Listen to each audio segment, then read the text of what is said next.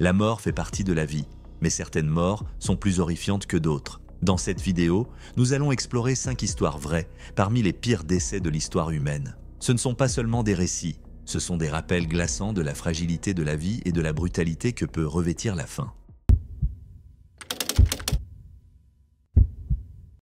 Nous sommes le 25 novembre 1988 à Saitama, au Japon. Junko Furuta, une lycéenne de 17 ans, rentre chez elle à vélo après les cours lorsque sa vie bascule tragiquement. Junko est connue pour sa personnalité chaleureuse et son sérieux. Elle rêve de devenir chanteuse et économise pour un voyage de fin d'études tout en préparant ses examens. Mais ce soir-là, son trajet habituel prend une tournure dramatique. Vers 20h30, Junko est abordée par 2 camarades de classe, Hiroshi Miyano et Shinji Minato. Miyano est réputé pour son comportement perturbateur, tandis que Minato est lié à des activités criminelles et à des gangs violents.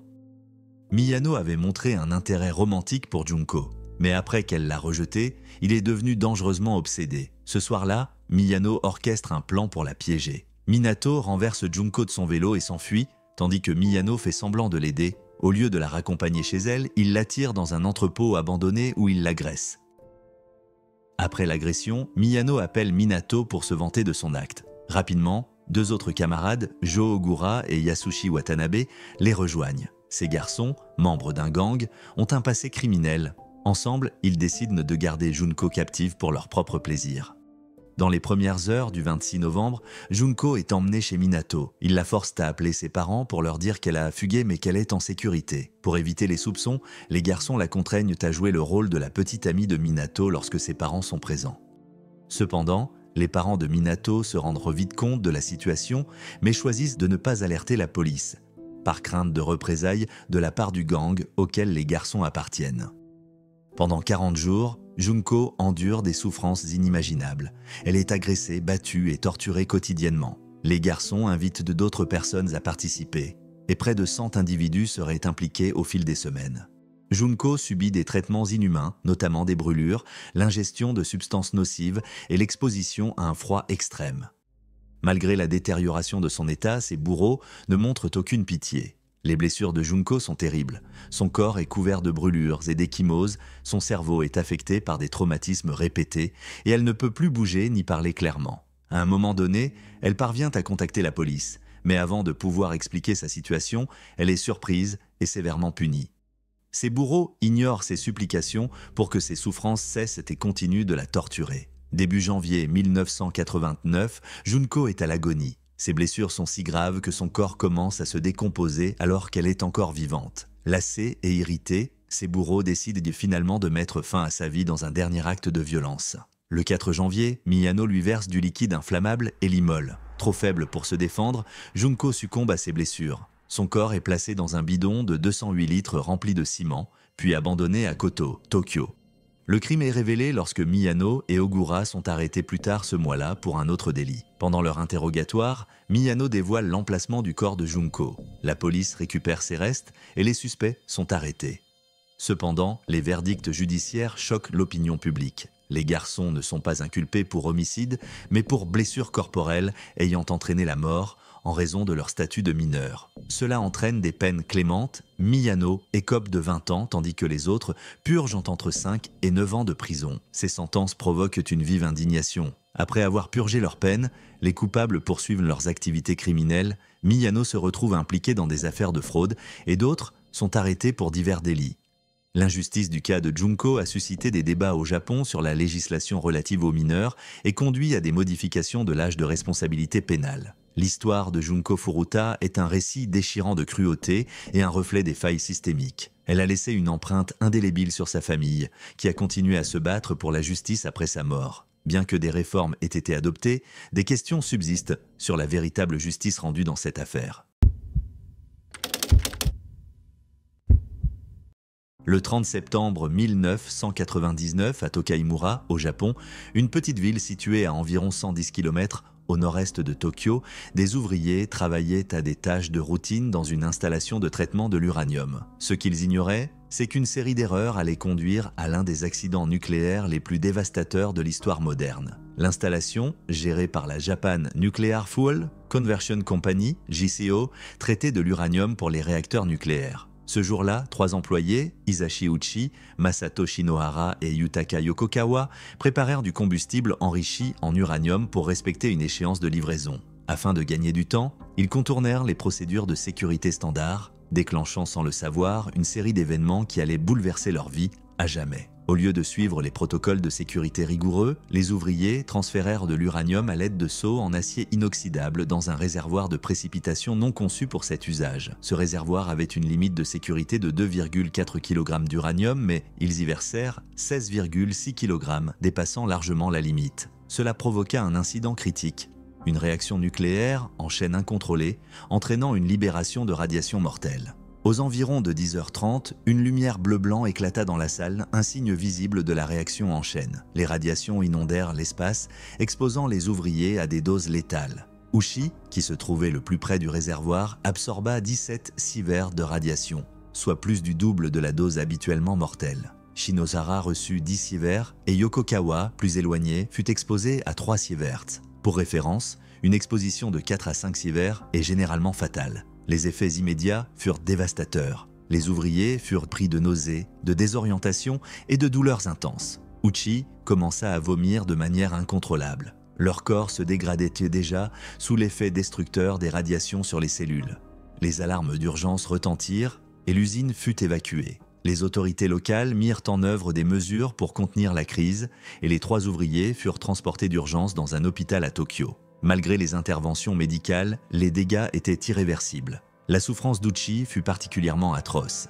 Les radiations détruisirent son système immunitaire et provoquèrent une grave détérioration de sa peau. Ses organes commencèrent à défaillir et son taux de globules blancs tomba à presque 0, le rendant extrêmement vulnérable aux infections. Bien qu'il suppliait qu'on cesse les traitements, les médecins continuaient à le réanimer chaque fois que son cœur s'arrêtait à la demande de sa famille. Après 83 jours d'une douleur inimaginable, Uchi succomba à une défaillance multiviscérale le 21 décembre 1999. Shinohara succomba également aux effets des radiations après plusieurs mois de traitement. Il mourut le 27 avril 2000. Yokokawa, qui avait reçu une dose plus faible, survécut après des mois d'hospitalisation mais resta marqué par des problèmes de santé à long terme. Plus de 10 000 personnes dans la région furent testées pour une exposition aux radiations et 667 d'entre elles présentèrent des niveaux d'exposition supérieurs aux limites de sécurité. Bien que la plupart ne furent pas gravement affectés, la peur de la contamination provoqua une panique parmi les résidents, entraînant des répercussions économiques pour la communauté locale. L'entreprise fit face à de graves conséquences juridiques et financières. Yokokawa et d'autres employés furent accusés de négligence et en 2001, Yokokawa plaida coupable pour faute professionnelle. L'entreprise fut condamnée à payer 120 et 1 million de dollars de dédommagement et interdite d'exploitation de sites nucléaires au Japon. L'accident incita également le gouvernement japonais à renforcer les réglementations de sécurité des centrales nucléaires. Classé comme un événement de niveau 4 sur l'échelle internationale des événements nucléaires, le désastre de Tokaimura mit en lumière des failles critiques dans l'industrie nucléaire. L'usine fut définitivement fermée et l'incident porta un coup sévère à la confiance du public envers l'énergie nucléaire. Bien que des réformes aient été introduites, certains critiques affirmèrent qu'elles n'étaient pas suffisantes pour éviter de futures catastrophes. L'accident de Tokaimura reste l'un des désastres nucléaires les plus marquants de l'histoire. Il souligne les conséquences dévastatrices de la négligence des protocoles de sécurité et l'impact profond de l'exposition aux radiations sur le corps humain. Pour Hisashi Uchi, qui subit la dose de radiation la plus élevée jamais enregistrée, son histoire reste un rappel tragique du coût humain de telles tragédies. Le 19 mars 2015, à Kaboul, en Afghanistan, Farkhunda Malikzada, une femme de 27 ans, quitta son domicile pour assister à un cours de récitation du Coran. Enseignante bénévole et étudiante en droit islamique, elle aspirait à devenir juge. Ce matin-là, elle assura à sa mère, Bibi Hajera, qu'elle aiderait à préparer les célébrations du Nouvel An afghan dès son retour. Mais Farkhunda ne rentra jamais chez elle. Sur le chemin du retour, elle s'arrêta au sanctuaire Shado Shamshira, où une violente dispute éclata entre elle et Zainuddin, le gardien du sanctuaire. Farkhunda s'opposait à la vente de talismans et d'amulettes qu'elle considérait comme superstitieux et contraires aux enseignements de l'islam. Frustré par leur désaccord, Zainuddin l'accusa faussement d'avoir brûlé un exemplaire du Coran. Son accusation, proférée à haute voix, attira rapidement l'attention et une foule en colère se rassembla. Farkhunda nia catégoriquement l'accusation, affirmant fermement sa foi musulmane et son respect pour le Coran. Malgré ses protestations, la foule refusa de l'écouter. La rumeur se propagea rapidement, attisant la fureur des personnes présentes. La situation dégénéra et la foule devint violente. Farkhunda fut traîné hors du sanctuaire et attaqué à coups de bâton et de pierre. La police arrive sur place mais intervient peu. Au lieu de la protéger, les agents tirèrent des coups de semonce en l'air et eurent du mal à maîtriser la foule déchaînée. À un moment donné, les policiers emmenèrent Farkhunda sur le toit du sanctuaire, probablement pour la protéger, mais la foule, enragée, lui lança des projectiles depuis le sol. Affaiblie, elle retomba dans la foule où les violences s'intensifièrent. La foule traîna Farkhunda dans la rue où elle fut battue avec une brutalité extrême. Une voiture lui passa dessus, traînant son corps sur la route. Ses agresseurs la transportèrent ensuite près de la rivière Kaboul où ils poursuivirent leur attaque. Finalement, ils mirent le feu à son corps, certains membres de la foule utilisant leurs vêtements pour alimenter les flammes lorsque le corps de Farkhunda résistait à la combustion. L'événement, filmé avec des téléphones portables, fut diffusé en ligne, provoquant une indignation massive en Afghanistan et dans le monde entier. Les vidéos révélaient une réalité glaçante. L'attaque n'avait pas été orchestrée par des extrémistes, mais par des citoyens ordinaires, poussés par de fausses accusations et une méconnaissance des faits. Le président Ashraf Ghani condamna l'acte comme odieux et des enquêtes furent ouvertes. Le chef de la police criminelle de Kaboul, le général Mohammad Zahir, confirma qu'aucune preuve n'étayait les accusations portées contre Farkhunda. Elle avait été faussement accusée. Malgré cela, certains chefs religieux défendirent initialement les actions de la foule avant que la vérité ne soit pleinement révélée. Farkhunda était innocente. Cette tragédie était le résultat d'une désinformation, d'un sexisme systémique et de violences collectives. La brutalité de la mort de Farkhunda marqua un tournant. Des milliers d'Afghans descendirent dans les rues pour protester, unis sous une même déclaration. Ils soutenaient Farkhunda. Des militantes pour les droits des femmes se peignirent le visage en rouge pour symboliser l'image ensanglantée de Farkhunda. Ces funérailles furent un moment historique. Des femmes portèrent son cercueil, un acte symbolique puissant dans une société où ce rôle est traditionnellement réservé aux hommes. Cependant, la justice resta insatisfaisante. Parmi les 49 individus initialement inculpés, 4 furent condamnés à mort et d'autres à de longues peines de prison. Mais en appel, plusieurs condamnations furent réduites et certains accusés furent libérés sous caution. Cette clémence provoqua la colère des militantes et de la famille de Farkhunda, qui estimèrent que justice n'avait pas été rendue. La mort de Farkhunda devint un cri de ralliement pour les droits des femmes en Afghanistan. La rue où elle fut tuée fut renommée en son honneur et sa tombe devint un lieu de mémoire. Son histoire met en lumière les dangers auxquels les femmes sont confrontées dans des sociétés où les préjugés profondément enracinés et la désinformation peuvent entraîner de telles tragédies. Pour sa mère, Bibi Hajera, le chagrin était insupportable. Elle se souvenait d'avoir identifié le corps de sa fille, brûlé et mutilé. Elle resta forte, participant au cortège funéraire historique aux côtés d'autres femmes. La mort de Farkhunda révéla les dures réalités auxquelles sont confrontées les femmes afghanes, mais elle déclencha également des discussions sur le changement. Son nom demeure un symbole de résilience et de lutte contre l'injustice, rappelant au monde entier qu'il reste encore beaucoup à faire pour protéger les droits des femmes et remettre en question les normes sociétales.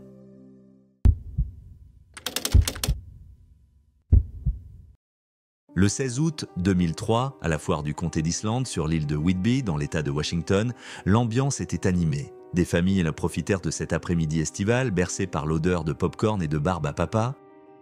Les enfants faisèrent la queue avec enthousiasme pour les attractions, parmi lesquelles le mot Superloop, c'est une petite montagne russe avec une unique boucle verticale. Exploitée par Paradis Amusement, une entreprise familiale, cette attraction était l'une des favorites de la foire depuis 3 ans. Doug McKay, un homme de 40 ans et copropriétaire de Paradise Amusements, travaillait ce jour-là à l'entretien des manèges. Avec son épouse Sherry, Doug gérait cette entreprise de carnaval depuis des années. Ayant grandi dans ce milieu, il avait commencé enfant en vendant du pop-corn avant de devenir responsable de la gestion et de l'entretien des attractions. Il était reconnu pour son expérience et son engagement envers l'entreprise familiale. Ce jour-là, Doug remarqua que le Superloop 2 nécessitait une lubrification sur une partie de son rail. Ce type de maintenance était une routine pour lui, mais ce qui suivit ne l'était pas. Doug décida d'intervenir pendant que l'attraction fonctionnait encore, avec des passagers à bord. Confiant en ses compétences, il monta sur la plateforme du manège pour effectuer la tâche. Malheureusement, cette décision eut des conséquences tragiques. Alors qu'il appliquait le lubrifiant, Doug perdit l'équilibre et glissa. Ses longs cheveux se prirent dans l'un des chariots en mouvement. Le chariot, lancé à grande vitesse, entraîna Doug dans les airs, le tirant le long du rail. Des témoins rapportèrent qu'il fut soulevé jusqu'à 12 mètres de hauteur, heurtant plusieurs parties de l'attraction avant d'être projeté au sol. Son corps percuta une barrière métallique et il ne survécut pas à la chute. L'accident, d'une horreur indescriptible, se produisit sous les yeux de nombreux visiteurs, y compris des enfants à bord du Superloop 2. Certains furent témoins de la scène de très près, laissant de nombreux spectateurs profondément traumatisés. Plusieurs enfants furent même éclaboussés de sang pendant l'incident. Des parents se précipitèrent pour réconforter leurs enfants, comme Rob Vols, dont le fils Dylan, 12 ans, était sur l'attraction. Certains ramenèrent leurs enfants à la maison avant de les laisser répondre aux questions des autorités. Les forces de l'ordre interrogèrent les enfants présents sur le manège, mais cette démarche irrita certains parents qui la jugèrent insensible. Pendant ce temps, bien que la foire se soit momentanément figée dans le silence après l'incident, les activités reprirent moins d'une heure plus tard. Toutefois, le Superloop 2 fut immédiatement arrêté et ne fonctionna plus jamais. Malgré cette tragédie, Sherry Mackay honora une promesse faite à Doug: maintenir leur entreprise en activité. Dès le lendemain, toutes les autres attractions furent remises en service, à l'exception du Superloop 2. Le carnaval continua, mais l'absence de Doug se fit cruellement ressentir parmi sa famille et son équipe. Il fut décrit comme un mentor à la fois exigeant et attentionné, ayant consacré sa vie à l'industrie des fêtes foraines. Les détails de l'accident étaient accablants. Les autorités estimèrent que les cheveux longs de Doug ou une autre partie de son corps s'étaient coincés dans le manège. Les témoignages variaient, certains affirmant que son bras ou ses cheveux avaient été happés. Doug subit des blessures graves lors de l'impact initial et d'autres traumatismes liés à sa chute. Bien que les secours soient arrivés rapidement, il était déjà décédé. Les autorités de l'État ne poursuivirent pas l'affaire ni n'imposèrent de nouvelles régulations de sécurité. Étant donné que Doug était propriétaire de l'entreprise et non un employé, le cas échappait à leur juridiction. Malgré l'absence de conséquences formelles, l'accident mit en lumière les dangers associés à l'exploitation et à l'entretien des attractions foraines. Doug Mackay laissa derrière lui son épouse Sherry et leurs 3 enfants, Travis, Michelle et Kelsey. Sa disparition marqua profondément sa famille, ses amis et ses collègues. Ses funérailles eurent lieu le 26 août 2003 à la Calvary Chapel Lake City, à Coeur d'Alene, dans l'Idaho. Ses proches se rassemblèrent pour honorer la mémoire d'un homme ayant dédié sa vie à sa famille et à son métier. La mort tragique de Doug rappelle l'importance cruciale des précautions de sécurité dans les environnements de travail à haut risque, même pour les professionnels chevronnés. Sa perte laissa un vide dans l'industrie foraine et parmi ceux qui l'admiraient et l'aimaient. Le 24 mars 1944, à Alcolu en Caroline du Sud, George Stinney Jr., un garçon afro-américain de 14 ans, jouait dehors avec sa petite sœur amie. Les 2 enfants furent abordés par 2 filles blanches, Betty June Biniker, 11 ans, et Mary Emma Thames, 7 ans. Les fillettes cherchaient des fleurs sauvages et demandèrent à George et Amy de les aider. Ne sachant pas où en trouver, les 2 enfants continuèrent leur chemin. Ce soir-là, Betty et Mary ne rentrèrent pas chez elles, déclenchant une recherche à l'échelle de la communauté. George et sa famille participèrent aux recherches et George mentionna qu'il avait vu les fillettes plus tôt dans la journée. Le lendemain matin, les corps de Betty et Mary furent retrouvés dans un fossé peu profond.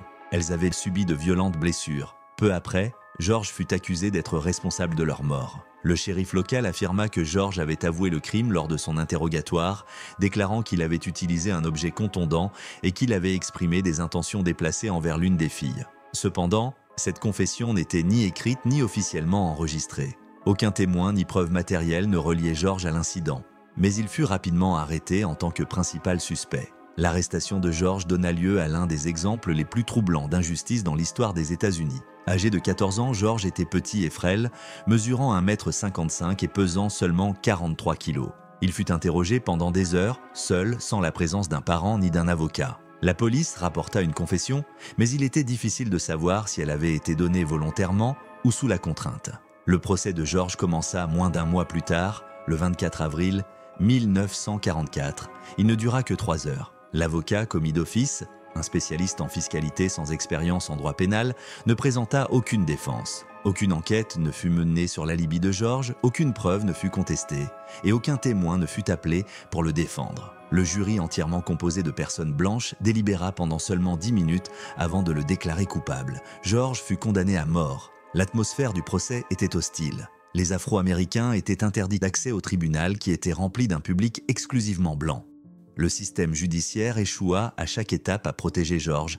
Sa famille dut fuir la ville sous la menace de violence, laissant George seul et sans défense. Le 16 juin 1944, moins de 2 mois après sa condamnation, George fut exécuté sur une chaise électrique. À 14 ans, il devint la plus jeune personne de l'histoire moderne des États-Unis à subir une telle peine. La chaise, conçue pour des adultes, était beaucoup trop grande pour lui. Une Bible fut placée sous lui pour le rehausser. Les sangles censées le maintenir étaient lâches et le masque facial était trop grand. Des témoins décrivirent une scène horrifiante. Le masque glissa pendant l'exécution, révélant le visage terrifié de l'enfant. La mort de George dévasta sa famille, qui vécut avec la douleur et la peur causées par les menaces et les discriminations. Pendant des décennies, son cas fut largement ignoré, mais ses proches et ses soutiens ne perdirent de jamais espoir de réhabiliter sa mémoire. En 2004, de nouveaux efforts juridiques furent entrepris pour obtenir justice pour George. Des militants des droits civiques affirmèrent qu'il n'avait pas eu droit à un procès équitable et que ses droits constitutionnels avaient été bafoués. En décembre 2014, une juge de la Caroline du Sud annula la condamnation de George, déclarant que son procès avait été une parodie de justice. Elle souligna l'absence de défense légale, l'absence d'enquête et une confession obtenue sous la contrainte comme raison d'annuler le verdict. Ce jugement apporta un certain apaisement à la famille de George qui s'était battue inlassablement pour réhabiliter son nom. Sa sœur, Catherine Robinson, considéra cette décision comme une victoire douce amère, ressentant à la fois un soulagement face à cette reconnaissance tant attendue et une profonde tristesse en pensant à l'impuissance de George à l'époque. L'histoire de George Stinney Jr. met en lumière les profondes injustices du système judiciaire dans le Sud ségrégué. Son cas est un exemple des ravages causés par les préjugés raciaux et l'incapacité à garantir une justice équitable. Bien que son nom ait été blanchi, la tragédie de sa courte vie et de sa mort injuste demeure un appel à assurer l'équité pour tous, en particulier pour ceux qui ne peuvent se défendre eux-mêmes.